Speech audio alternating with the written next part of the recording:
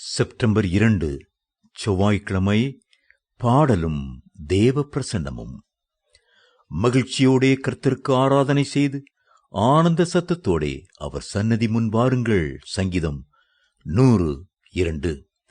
தேவனுடைய பிரசன்னத்தை ஆலய ஆராதனைகளிலும் பாடல் நேரங்களிலும் அதிகமாக உணரலாம்.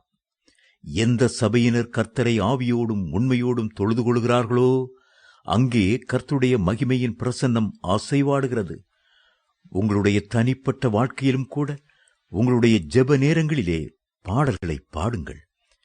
வலைத்தளங்களில் உள்ள ஆவிக்குரிய பாடல்களை கைபேசி மூலமாக கேட்டுக்கொண்டே அந்த பாடல்களோடு இணைந்து மென்மையாக பாட முற்படும் போது கர்த்தருடைய சமூகத்தை உணர முடியும்.